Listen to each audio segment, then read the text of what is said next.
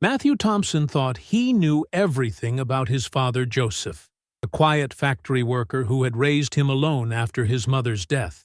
But when he opened the abandoned garage behind their house in Manchester, he found something that chilled him to the bone. Fake identity documents, photographs of missing persons, and a safe full of money that should never have existed. The man who had loved and protected him for 20 years harbored a secret so shocking it would forever change everything he believed he knew about his family. Manchester, a gray November morning. Matthew Thompson, 25 years old, software engineer, was still processing the grief from his father Joseph's sudden death 3 weeks earlier from a massive heart attack. The man who had raised him alone after his mother's tragic death in a car accident when he was just 5 had always been his silent hero, the factory worker at Rolls-Royce who pulled double shifts to allow him to study and achieve his dreams. Joseph Thompson had been the embodiment of paternal devotion. Never a holiday, never a luxury for himself. Every pound earned invested in his son's education. A man of few words but concrete actions, who prepared breakfast every morning at 6:30 before going to work, who never missed a parent's evening, who had sold his beloved classic Mini Cooper to buy Matthew his first computer. That morning, whilst sorting through the last belongings in the family house before putting it up for sale, Matthew found himself facing the old garage that his father had always kept locked. For 20 years he had accepted his father's simple explanation. It was full of scrap and old tools, nothing interesting. But now, with trembling keys in hand, something compelled him to discover what lay behind that rusty door that had never been opened in his presence. The lock gave way with a metallic click that resonated like an omen. When Matthew opened the door, the smell of mothballs and old paper hit him like a punch to the stomach. But what he saw left him completely speechless. The garage contained no tools or scrap. It was a perfectly organized archive, with metal filing cabinets along the walls, a tidy desk with an office lamp, and dozens of folders arranged with obsessive precision. On the walls hung maps of northern England with colored pins, photographs of people he didn't recognize, and what looked like a complex family tree starting from the name Joseph Thompson and branching in directions he couldn't understand. But most shocking was a wall entirely dedicated to newspaper clippings, articles about mysterious disappearances, unsolved cases, people who had vanished without trace. With hands trembling like leaves, Matthew opened the first drawer of the filing cabinet. Inside, he found dozens of passports and identity cards, all bearing his father's photograph but with different names: Anthony White, Frank Green, Mark Black. Each document was perfectly forged, with stamps that looked authentic and dates going back 20 years. His heart began beating so hard he could feel the blood pulsing in his temples. Who really was the man who had raised him? Why did he need so many fake documents? And above all, what did those photographs of missing people have to do with his quiet factory worker father? He opened another drawer and found something that took his breath away. A Beretta 92 pistol, perfectly oiled and cleaned, hidden under a stack of documents. Beside it was a mobile phone he had never seen, still functional, with a contact list full of numbers without names, only numeric codes.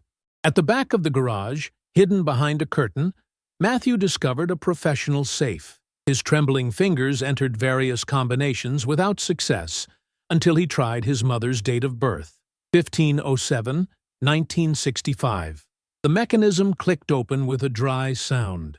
Inside the safe were bundles of banknotes worth what he estimated at around £100,000, all used and untraceable notes. But even more disturbing was a black notebook with handwriting he recognized, his father's. The first pages contained lists of names, dates, places, and what appeared to be an encrypted code he couldn't decipher. As he leafed through the pages with growing anxiety, Matthew came across a photograph that completely paralyzed him. Himself at 5 years old on the day of his mother's funeral. But beside Joseph stood a man he had never seen. On the back of the photo, in his father's handwriting, was written, "The last assignment before retirement. The boy must never know." Matthew's world collapsed at that moment. 20 years of certainties, of filial love, of unconditional trust, crumbled like a house of cards. Who really was Joseph Thompson? And what did the last assignment mean? Matthew remained sitting on the garage floor for what seemed like hours, staring at the photograph and trying to make sense of everything he had discovered. His rational engineer's mind attempted to find logical explanations. Perhaps his father was involved in some minor illegal activity. Perhaps he had helped some illegal immigrants. Perhaps. But every attempt to minimize the situation crashed against the reality of what lay before his eyes. Professionally forged documents, weapons, untraceable money, and above all that notebook full of codes that seemed straight out of a spy film. It was at that moment of total bewilderment that the mobile phone found in the drawer began to ring. Matthew stared at the screen with terror painted on his face. The number was unknown, but the call came after 20 years of silence. Who could know this number?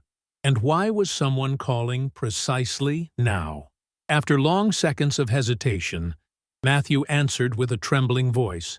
On the other end of the line, a masculine voice with a strong Yorkshire accent, deep and authoritative, asked for Joseph. The man didn't know that Joseph was dead, and above all seemed to know of Matthew's existence. With courage he didn't know he possessed, the young man managed to arrange a meeting for the following day, pretending to be his father.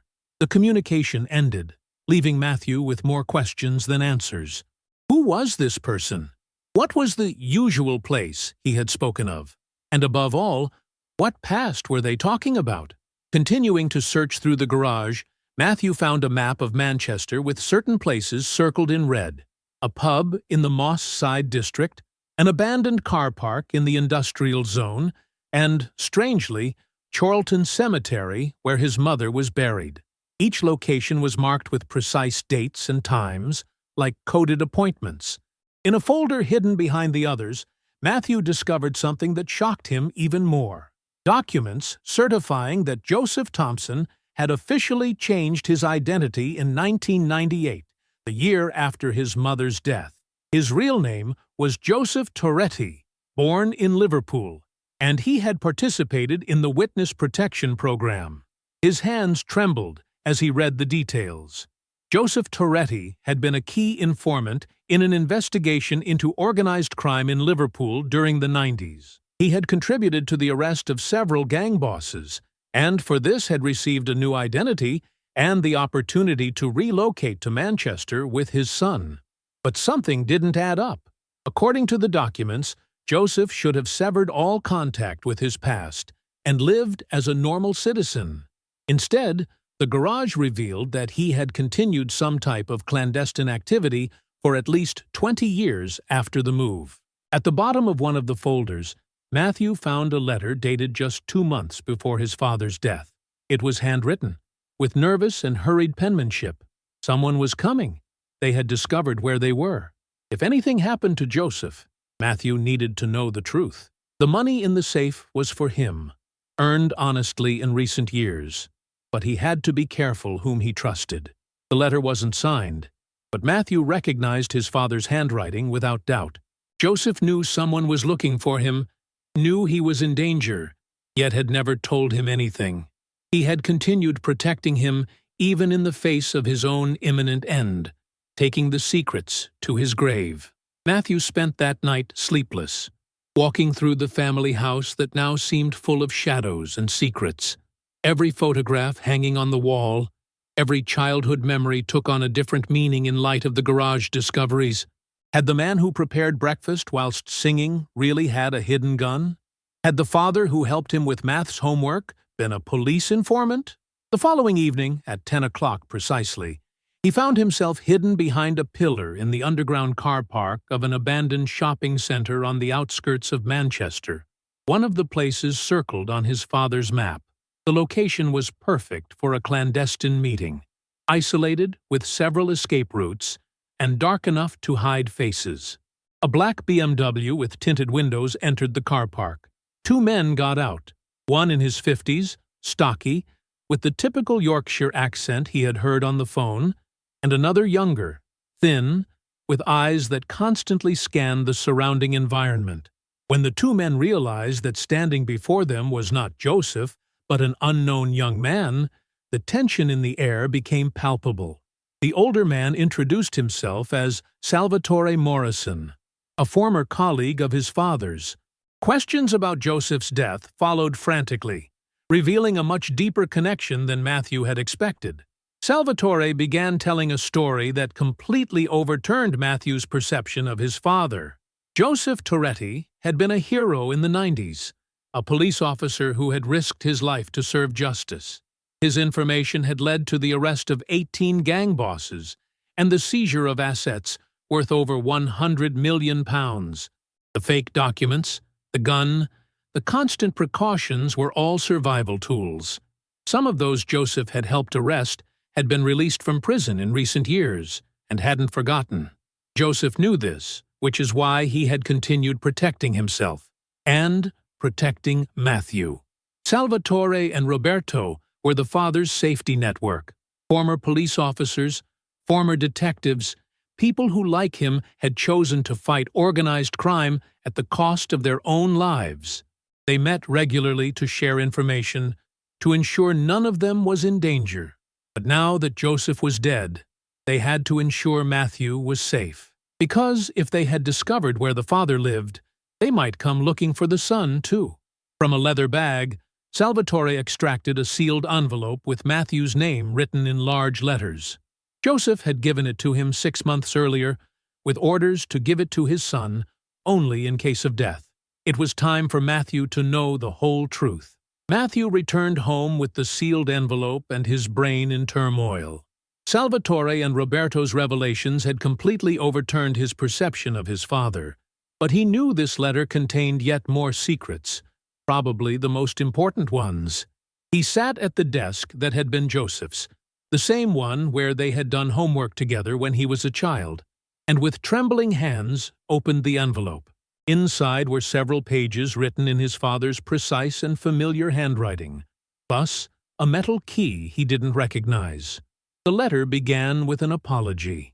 Joseph regretted not having had the courage to tell him the truth whilst alive, but every lie had been to protect him. The following pages contained the complete story. Enjoying the story? Give it a little like, and don't forget to subscribe. Now then, let's carry on. Joseph Toretti had been born into a poor family in Liverpool, had been a police officer for 15 years, and in 1995 had managed to infiltrate one of the city's most dangerous gangs. For 3 years, he had lived a double life, gathering evidence and information that had led to the major trial of 1998. The most difficult thing hadn't been betraying those criminals, but leaving Liverpool, his homeland, everything he knew. But when he learned that Anne was pregnant with Matthew, he understood he had to choose his old life or his family's future. Matthew discovered that even his mother's death hadn't been a simple car accident. Anne Toretti had been struck by a hit-and-run driver, but according to private investigations Joseph had commissioned, the accident had been orchestrated by men connected to organized crime as a warning. Joseph had never had definitive proof, but knew in his heart they had killed her for revenge. That's why he had decided to completely change his identity and move to Manchester. He had to ensure Matthew grew up safely, far from that world of violence. The letter also revealed why Joseph had continued having contact with Salvatore and his network. Over the years, some of the bosses arrested thanks to his information had been released, and some had begun searching for the Toretti family for revenge. In recent months, Joseph had received signals that someone was asking questions about them. That's why he had prepared an emergency plan. The key in the envelope opened a safety deposit box at Barclays Bank on King Street, number 247. Inside were documents that might help Matthew, and enough money to start over if he had to flee. But the most shocking part of the letter concerned recent years. Joseph had continued helping police in undercover operations. He couldn't stand idle knowing there were still criminals out there ruining people's lives. Salvatore and his men were all former police officers who, like him, had chosen to continue fighting organized crime even after retirement. Joseph revealed having participated in identifying criminal cells in Manchester and Liverpool, providing information that had led to several arrests over the past 10 years. The money in the safe wasn't dirty. It was reward money he had received from the state for his cooperation. Clean money, honestly earned in service of justice. The letter concluded with words that made Matthew cry. Joseph admitted to lying for 20 years, but every morning when he prepared breakfast, every evening when he helped with homework, every time he said he loved his son, that was true. Matthew had been the only clean and beautiful thing in his life. Joseph had added a disturbing postscript. If anyone contacted Matthew claiming to know the truth about his mother's death, he shouldn't trust them. He suspected that recently someone had been following him. If anything happened to him, Matthew should immediately contact Salvatore. The following days passed in a strange routine of normal work during the day and secret meetings in the evening. Salvatore had insisted that Matthew learn some self-defense techniques and, above all, how to recognize if he was being followed. Joseph had become very skilled at this, which is why he had managed to live hidden for 20 years. Matthew began understanding all those little strange behaviors of his father's that as a child he had attributed to innocent quirks. The way he always checked the rearview mirrors when driving, how he would suddenly change route during journeys, why he always insisted that Matthew not post photos on social media with precise location details. It was paranoia, Salvatore had explained, but justified paranoia. Organized crime never forgets, and Joseph knew that well. It was during the fourth meeting with Salvatore that the news everyone feared arrived. Roberto entered the pub where they had arranged to meet with a pale face and tense expression. They had a big problem. Carmelo Torrisi had been released from prison the previous week, 24 years in jail for murder and criminal association. The key witness who had got him convicted had been precisely Joseph Torretti. Salvatore swore under his breath. Joseph had told him about Torrisi. He had been the right-hand man of Don Filippo Marcello, the one who controlled all drug trafficking between Liverpool and northern England in the 90s. Roberto's sources said Torrisi was obsessed with revenge. He had spent 24 years in prison thinking about Joseph Torretti, and now that he was free, he had only one thing on his mind. But Joseph was dead. Matthew interjected with a trembling voice. What did he want with him? For people like Torrisi, Salvatore explained with a grave expression, revenge extended to family. If he couldn't punish Joseph, he would punish his son. It was their sick mentality. Roberto added even more disturbing details. Torrisi had hired a private investigator to track down the Torretti family. He didn't yet know that Joseph was dead, but was following leads that led to Manchester. Their sources said the investigator had already identified Joseph's house. It was a matter of days, perhaps hours, before Torrisi discovered everything. Matthew felt his world collapsing. Not only had he discovered his father had been a secret hero, but now he risked paying with his life for his brave actions. Roberto leaned forward with a determined expression. There was a solution. Riskier, but definitive. Torrisi didn't know Joseph was dead. They could use this information to their advantage, lure him into a trap, make him believe Joseph was still alive and wanted to meet him to settle matters once and for all. The idea was mad, but brilliant. If they could make Torrisi believe Joseph was willing to confront him, they could lure him to a controlled location and hand him over to police with concrete evidence of his homicidal intent. Salvatore looked Matthew in the eyes with determination. Joseph had dedicated his life to fighting people like Torrisi. Now it was up to them to finish what he had started. Matthew looked at the two men who had been his father's secret friends for 20 years. people who were risking their own safety to protect the son of a fallen comrade. At that moment, he understood he had to live up to the legacy Joseph had left him. The plan was set in motion with the precision of a Swiss watch. Salvatore used his contacts in Greater Manchester Police to organize an undercover operation, whilst Roberto took care of preparing the meeting location, the old abandoned railway depot at Piccadilly. Perfect, because it was isolated but easily surrounded by law enforcement.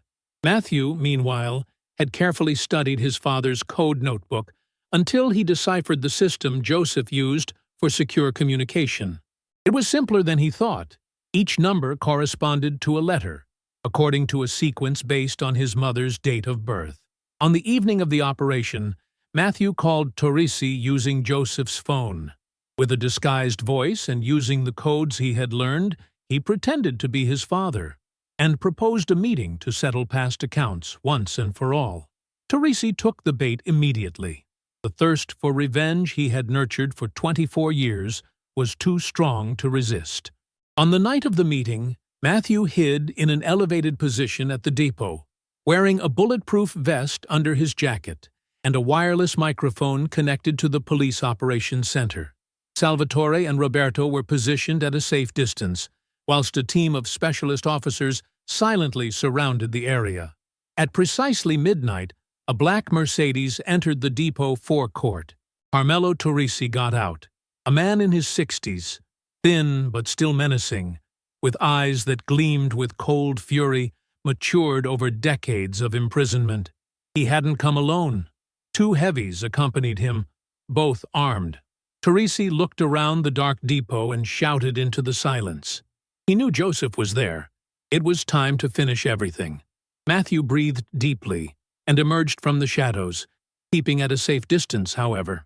Torrisi saw him, and his expression changed from angry to confused. This wasn't Joseph. Matthew identified himself as the son, explaining that Joseph Torretti had died 3 weeks earlier from a heart attack. The silence that followed was electrically charged. Torrisi processed the information for long seconds, then exploded in bitter laughter. Dead? The coward had died before he could make him pay for what he'd done? Matthew felt his father's courage growing within him. Joseph had served justice, had stopped Torrisi when he was selling drugs to children, when he was killing innocent people for his dirty business. Torrisi's rage reignited instantly. Joseph had been a traitor. He had destroyed his family, cost him 24 years of his life. Matthew replied that Joseph had saved hundreds of people from their hands, and that he was proud to be his son. Torrisi signaled to his men, who drew their guns. If he couldn't take revenge on Joseph, he would take revenge on the son. The blood of traitors had to be washed clean. It was at that moment the police operation was triggered. Spotlights suddenly illuminated the entire depot, whilst the amplified voice of the chief inspector echoed through the air. Torrisi and his men were surrounded in seconds by specialist officers. The arrest took place without gunfire, but with the desperate resistance of those who knew they were returning to prison for a long time. As they handcuffed Torrisi, the man looked at Matthew with pure hatred. He was just like his father, a grass. Matthew approached and, for the first time in his life, felt the strength of 20 years of paternal love flowing through his veins. No, he was better than his father. Joseph had had to hide to protect him. He had chosen to confront Torrisi to protect his father's memory. 3 months later, Carmelo Torrisi was sentenced to 30 years in prison for attempted murder, illegal possession of firearms, and criminal association. His accomplices received lesser but still significant sentences. Matthew, meanwhile, had made a decision that would change his life: to use part of the money left by his father to create a foundation in memory of Joseph Torretti, dedicated to supporting families of police officers and magistrates who had sacrificed everything to fight organized crime. On the day of the foundation's inauguration, Salvatore and Roberto sat in the front row, along with dozens of colleagues who for the first time could publicly honor Joseph's memory without having to hide their own identity. In his inaugural speech, Matthew spoke of the lessons his father had taught him. Sometimes the most important truth is the one we cannot say aloud.